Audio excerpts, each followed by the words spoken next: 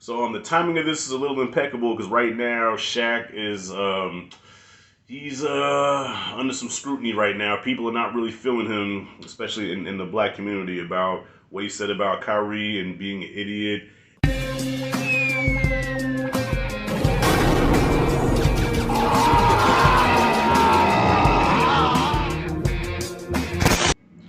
Had enough of pain? Get your icy hot back patch. Yes, I'm Shaquille O'Neal, promoting my new documentary on HBO. I understand a lot of people don't like me now, but that's okay. I'm still the D's. I'll still dunk on you. I'll still embarrass you. I'm the Aristotle. I'm the original son of Jarrell. I played with Kobe, Horry, and under Phil Jackson. So if you don't like it, you can eat a fat one, go to hell. You never say it to my face. And I still think Kyrie is an idiot. I said what I said. Who's gonna check the 7-1 hulking of a man? That's all I gotta say. All right, so HBO just dropped a new documentary on the Big Diesel himself, the Big Aristotle, Shaq, a 4-part series. Part 1 just dropped the other day. I had to review this one. So the timing of this is a little impeccable because right now Shaq is he's under some scrutiny right now. People are not really feeling him, especially in the black community, about what he said about Kyrie and being an idiot. And honestly, y'all, if I could just keep it 100, if I could keep it a buck, I didn't appreciate the comments myself. I'm just not one for bashing our own unless that person that you're bashing is bashing their own. So, for example, I make videos about Brandon Tatum. I think the guy's a scumbag because if it was up to him, he would take every black person that wasn't a Trump lover and hang them by the balls. That's just what I feel. But I don't feel Shaq is so much of a, I mean, sellout's just a cruel term to use. I don't think he's so much of a sellout or a Sambo or whatever. I don't know. I guess maybe that's just his own beliefs. Of course, I think he's protecting the bag. But why? But if you watch his documentary, so this is a segue to the documentary review. If you watch the documentary, you see that this man came from nothing. This man came from the bottom, the projects. And one of the things that he said was, "Look, I know what it's like to be at the bottom. I will never be at the bottom again. So I'll always have a plan. I always have something lined up because I know what it's like being here, and I'm never gonna be here again." So he's gonna do every and any motherfucking thing possible to secure the bag, and I respect that. He has a family, he has people that depend on him. His moms, his kids, his siblings. So I get it, But at the same time, I thought that was a little extreme, calling Kyrie an idiot when the man is just trying to. See, I'm not even trying to get into all that, but anyways, yeah. So the documentary itself, Shaq. I dug this joint because I'm a Shaq fan, but at the time when Shaq first came into the league, my team was the Knicks. My team is still the Knicks. Don't hold that against me. Patrick Ewing was my dude. Patrick Ewing was the guy. But then when Shaq came, I was like, fuck. I said, yo, I love Patrick, but especially like rookie season, I'm like, man, yeah, you can still take this guy. But each season that came after that, Shaq just got better and better, and Ewing got worse and worse. And after a while, Shaq just owned Patrick with like one hand behind his back, one eye closed. I dug on Patrick Ewing all day.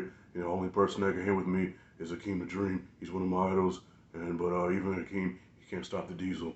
You know what I'm saying? So, but yeah, it's just about his humble upbringing, how his father, even though his father was like really extreme and just real militant and really hard on him, but it worked because he became arguably the greatest center to ever play the game. You can flip flop it. So you can say Kareem, you can say Shaq. But I think it really comes down to those two. It comes down to Shaq, Kareem, and Wilt. What I'm saying? Then you could throw Olajuwon and David Robinson and Patrick Ewing in there and Moses Malone. But definitely Shaq and Kareem, you can make that argument all day. But because I saw Shaq play, I'm more biased towards Shaq being the best. Okay, so we see how the legend is born and what he went through to get there. So it covers his from the projects as a baby all the way to his departure from Orlando when he got ready to sign for the Lakers. That's where part 1 ends. Okay, so a lot of stuff I already knew, but some of the stuff I didn't know, and I'm gonna say that for y'all, for the people that haven't seen it, go see it. I don't want to spoil too much. But if you know Shaq's story, you know the story. But highly recommend this documentary. It's narrated by him himself, and of course his mother and his father passed away. And I just want to talk about the father real quick. Phil, Sergeant Phil Harris. I said, you know what? People frown upon parents that are real hard on their kids. You know what I'm saying? But I think Phil Harris and Earl Woods and Joe Jackson, these niggas are onto something, because if you look at it, I mean, look at the results. And Shaq said, Phil always said, look, you may not like my methods, but you'll love my results. And I think it's because they're willing to put their kids through shit that other people won't put their kids through, and that's what, propels them higher than the average person.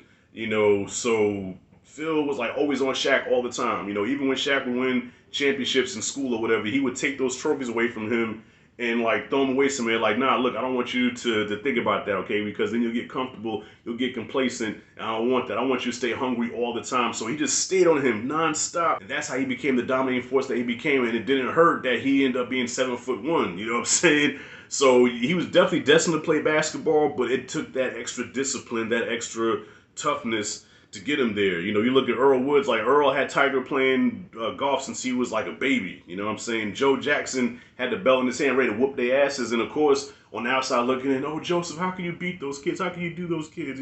Even Michael had that interview where he was like, Joseph, he used to, he would take the belt and he would tear you up. The interview was like, he would beat you, with a belt, And what else would he hit you with, Michael? Why do you do this to me? Like, nigga, shut up. Because of Joseph, you became the superstar you became. So, now I'm thinking, yes, parents, beat your kids. Fuck your kids up. Not on some bully shit. Not just for no reason. But see something in them. Ask them what they want to do when they say, okay, I want to do this and I want to do that. And then you go all Joe Jackson, all Phil Harris out and get them there by any means necessary. People are going to criticize you. People are going to talk about you. Oh, you're such a horrible parent. How could you do that to them? But you ain't gonna be talking that shit when that little motherfucker grow up and make millions of dollars and get you out the hood.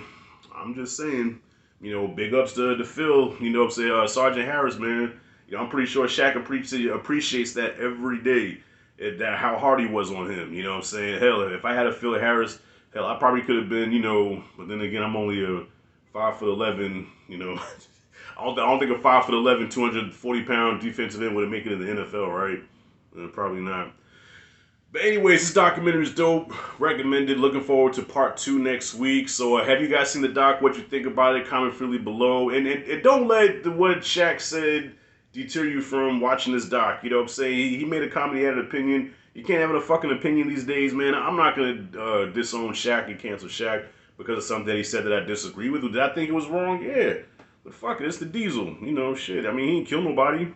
It is what it is. So yeah, if you like it, this content, hit that like and subscribe notification bell in the corner. This is Rashad G signing out. See you in the next video.